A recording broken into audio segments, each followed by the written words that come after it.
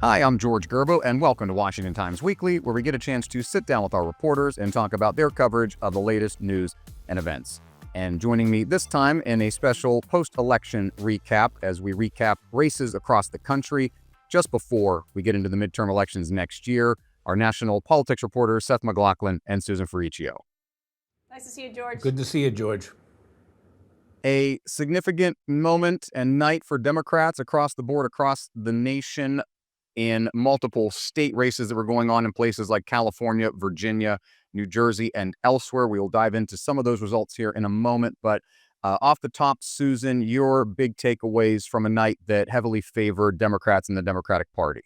Well, that's a great point, George. Going into Tuesday, we knew that Democrats were pretty much favored to win in the blue state of New Jersey and also in Virginia, where the polls showed that the Democratic candidate was ahead pretty consistently throughout the entire campaign. So those weren't big shockers. And we also knew that Proposition 50 in California was favored in the polls as well. So it wasn't a big upset night or a big surprise for the outcome.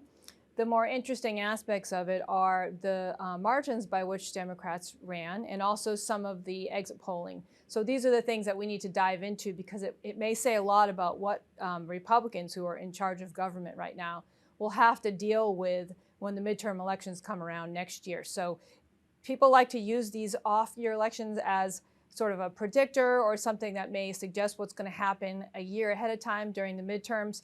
And there are some things there that you could interpret that way, but I also think it's, again, like you said, we knew that these blue states were probably going to stay blue and that Proposition 50 and deep blue California was probably going to make it across the finish line. So no big surprises there. To piggyback on what Susan was saying, these elections all played out on Democratic-friendly turf. So everyone has to remember that when we're analyzing all these results. Within that, though, like she said, with the margins of victory, Abigail Spanberger in Virginia won by 15 points.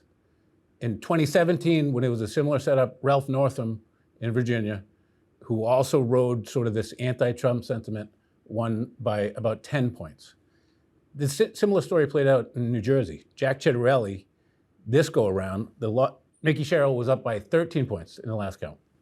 So Ciattarelli also went backwards. And in New Jersey, Republicans since the 2024 election and Trump's performance there, where I think he was within 5 or 6 points of Kamala Harris, they have been bullish that his remake of the Republican coalition would allow them to play a little bit better in states like New Jersey. That did not come to fruition. So these, I think, are some of the top line takeaways. New York, Susan can dive into because New York's sort of a different beast altogether. Yeah, let's stick with the gubernatorial races for a second that you've covered pretty extensively, Seth. And in Virginia, talked with our colleague Carrie Pickett last week about Jay Jones and everything that surrounded him, and text messages that were revealed that he sent a few years ago that he threatened to kill the leader of the Republican leader of the Virginia State House. Did not affect Jay Jones either, who took out incumbent Jason Miyares in the Attorney General's race. There's part of it where, like Susan said at the open, the party in power is always going to kind of have this repudiation, right? But I guess for me, it is significant, as you point out, the margin, 15 points for Spanberger. You could argue Winsome Earl Sears, the current lieutenant governor and the Republican candidate, wasn't that great of a candidate, and that will probably be a line the Republicans will use against her now in the wrap up in the post-mortem. But for Spanberger to perform that well in Virginia, in the Commonwealth, I think is significant, as you mentioned, so much so over what Northam did in 2017. Yeah, I mean, I think a key with her and a key with Mickey Sherrill in New Jersey is they focused on rising cost and affordability. That seems to be the theme that everyone needs to hit on right now. I heard today Vivek Ramaswamy, who's running for governor of Ohio, he said Republicans need to jump on this message. This is going to be the message that drives voters. And so I think Abigail Spanberger, she ran a pretty disciplined campaign, presenting herself as a pragmatic problem solver. And Winsome Earl Sears Like you said, I think if Republicans were being honest going into last night, they did not expect her to win. They did not feel that she had run a great campaign. And that showed in money, and it showed out in the Get the Vote Out operation, and it also showed in the totals, where she struggled in the suburbs. She underperformed Trump and Glenn Youngkin, the current governor, down in the southwest part of the state, which is a GOP stronghold. Meanwhile, Spanberger ran up those margins basically across the board. And one takeaway from Virginia that we also saw in the other races, which I assume we'll all get into today, in the exit polls, one thing stuck out was it was around 80% of young women who voted Democrat, almost across the board. I think in Virginia it was more in the 70s, but I think in New York City it was 80, and I also think in New Jersey it was right in that same ballpark. So if you want to look at big takeaways, those are two. And one more final thing.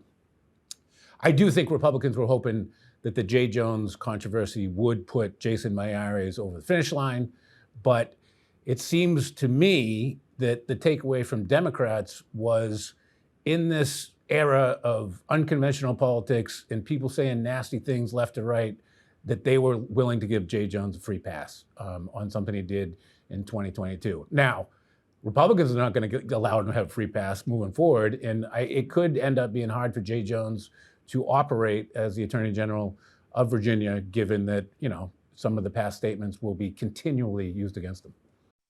And Susan, as we, look at the New York race, and I always try and put a caveat on Virginia. It's a unique state. We try and extrapolate a lot from it. One-term limit governor, it's something that goes back to the Jeffersonian era. It's an off-year election. Even Glenn Youngkin, when he ran, he and won, wasn't a full MAGA. You kind of toe this line between you need to appease the people that live in places like the Tidewater and Northern Virginia while also courting the entire rest of the state. It's a very large geographic state, but most of its population lives in those two centers around Richmond, Norfolk, and Northern Virginia. Whereas in the New York City race, Susan, it very much so was a departure from Trump for Zohran Mamdani, who specifically campaigned against, called him out last night in his victory speech as he ousted Eric Adams and Andrew Cuomo, who, of course, scion of the family dynasty, trying to get back into politics after his gubernatorial term a few years ago.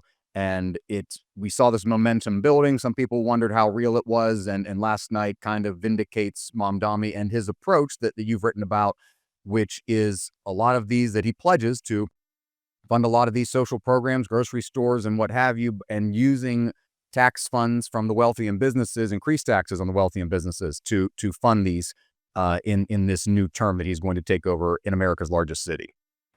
This is going to be a great experiment in New York City with socialism. And of course, this is a blue city. They always vote for Democrats, with some exceptions, of course, Mayor Giuliani being one of them. And now at this point, Mamdani's victory is something of a difficult thing for the party, because a lot of Democrats don't want to be associated with too far to the left policies. I mean, we just talked about that in Virginia, where Spanberger stayed away from that kind of a so-called political extremism. Well, they dove right in New York City, and now we have the financial center of the United States under the control of somebody who thinks capitalism is a bad thing, and everyone will be watching. Republicans are thrilled that everyone will be watching. And of course, they predict things won't go well. And Democrats in New York are hoping that he will be able to lower the cost of living for working class residents. It's going to be tricky. He's promised a lot of things, and those things may be difficult to deliver because he won't have the money to do it. And that's just the basic facts of the matter. So will he be able to provide the free services if he's not allowed to get these tax increases across the finish line? Will he be able to provide cheaper groceries, freeze rent, and provide more housing at the same time, when those two things often clash with each other? So it'll be a real test, not only of a young, new, dynamic Democrat, but of the whole idea of socialism governing a massive city. And it's going to be fascinating to watch. And the takeaway from last night in New York, I think, for Democrats is they have a strong contingency of younger, new generation, new, arrivals in the United States who are voters, who are new American citizens or young Americans who want something different from the Democratic Party. And it's different than what a lot of the older generation is talking about. There's a real divide, and it will be fascinating to watch Democrats wrestle with this while they try to retake control of government and find what their real identity is. I think their real identity is multiple things, and that may make for some interesting dynamics, say if there are primaries where they're trying to push out the old guard ahead of the 2026 midterm elections. We'll be watching out for that, and whether there'll be the kind of backlash that Republicans are predicting, that the world will watch New York and not like the results, and that will translate into more voters turning out for the GOP in 2026. We don't know what the outcome of that will be yet, but it's going to be really interesting to watch. I'll chime in here, George. The other thing, like, get ready. We're about to see theatrics on a major, major level, because you're going to have President Trump and Zoran Mandami going back and forth on lots of stuff, and you're going to have people stuck in between. So if you're a Democrat in New York, you're either picking a side of Donald Trump or you're picking a side of Zoran Mandami. So a lot of eyes are going to be on Senator Chuck Schumer, the minority leader, to see what he does. What side does he pick? He potentially is getting a primary from Alexandria Ocasio-Cortez. This is what Susan's talking about, the younger generation kind of coming up, particularly in that like Brooklyn area and Bronx area that sort of served as the launching point for Mandami. So I just keep a look on that. And then the other thing is, the Mandami thing, not only is it a rejection of the Democratic establishment, it's a rejection of the political status quo. Like, you know, all these races in a lot of ways are a rejection of the status quo. And this keeps happening, you know, every few election cycles, where it just seems independents in particular are just sick of everything. So they try something else and it doesn't work. And then they reject that status quo. So we kind of jump. And that was definitely part of what happened in New York last night. Yeah. And I'll mention Hakeem Jeffries, too, the House Minority Leader from New York City, just to see who's kind of been in the shadow of Nancy Pelosi and other senior Democratic leaders, even though he is now the Democratic leader on the House side. Does this embolden him in one direction or another? Will be interesting to see. Let's play it forward here as we close out. My two big questions, I guess, as we look for, a month in politics can feel like a year. So we've got a short way to go until this time next year in the midterm elections, and also a long way to go at the same time. But candidates are already filing. Candidate deadlines are closing, and these first elections will come up very quickly within a few months. First primary elections to determine what the House and the Senate will look like next year, as well as other gubernatorial races across the country. The two things, I guess, in the immediate aftermath, I still wonder, as we are this government shutdown, how much does this make a difference for either party? I'm kind of, I don't want to say amazed, but it's been interesting that most Americans have pretty much carried on with their lives, unless you're affected directly. Those people that are affected directly, SNAP recipients and other folks, yes, in healthcare, yes, it affects them. But it seems like most of the people across the country have gone on and maybe not even realized that the government isn't operating at full capacity unless you rely on some sort of benefit or something from the government. Is there a fallout that affects either party? Democrats for continuing to vote to keep the government closed, especially on the Senate side, or the Republicans for not coming to an agreement on health care? Does that trickle down and continue into this midterm season next year? And also to that effect, and I'll start with you first, Susan, this redistricting effort, we saw Proposition 50 in California succeed, where Democrats will redraw the map there, and they at least put it up to the voters there, whereas in a lot of other states, it is just the state legislature, and whomever leads it gets to determine the course of whether or not they're going to redraw maps in the middle, as we are, of a 10-year census cycle. Does that affect how the Democratic Party approaches redistricting, and which Gavin Newsom says, hey, come on, Maryland, come on, New Jersey, let's do this? And does it affect how Republicans maybe even go more forcefully to try to get more seats, as they feel their majority now is even in more danger after these results last night? Well, I think the midterm elections, the story of the midterm elections may be redistricting, because it's such a close map right now, meaning there's not a lot of play, not a lot of places where either party can gain new ground. The only way they've been able to do it is through redistricting. And so, of course, Proposition 50 in California was to allow the state to basically move ahead with redistricting. And that will help California pick up several seats. But now we have Louisiana doing some redistricting.